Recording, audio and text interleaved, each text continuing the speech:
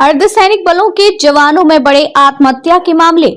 गृह मंत्रालय ने संसद में पेश किए चौंकाने वाले आंकड़े। गृह मंत्रालय ने राज्यसभा में बताया कि बीते कुछ समय में केंद्रीय अर्धसैनिक बल के जवानों में आत्महत्या के आंकड़े बढ़े हैं। पिछले 5 वर्षों में करीब 730 जवानों ने अलग अलग कारणों से आत्महत्या कर ली। आत्महत्या के पीछे कई निजी कारण शामिल हैं। इन घटनाओं में कमी लाने के लिए टास्क फोर्स का गठन किया गया है, जिसने अपने सुझाव दिए हैं। केंद्रीय अर्धसैनिक बलों के जवान आत्महत्या जैसा कदम उठा रहे हैं। बीते कुछ समय में यह आंकड़ा तेजी से बढ़ा है।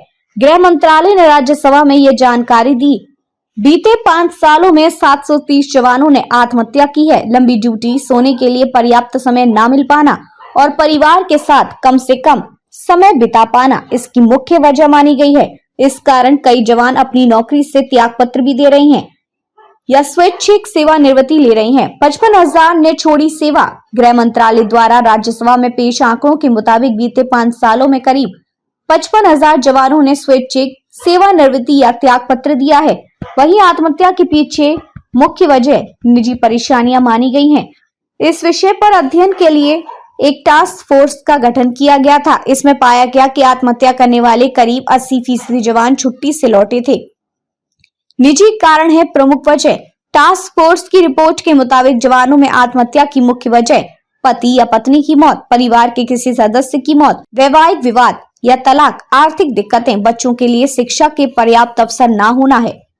गृह मंत्रालय ने बताया कि इसे कम करने के लिए 1 साल में 100 दिन के अवकाश की व्यवस्था की गई है, जिससे जवानों को अपने परिवार के साथ ज्यादा से ज्यादा समय बिताने का अवसर मिले। अब तक 42,797 ने सुविधा का लाभ भी लिया है। केंद्रीय गृह राज्य मंत्री नित्यानंद राय ने राज्यसभा में बताया कि केवल इसी साल अक्टूबर तक करीब 6,302 जवानों ने अपने परिवार के साथ 100 दिन बिताए हैं।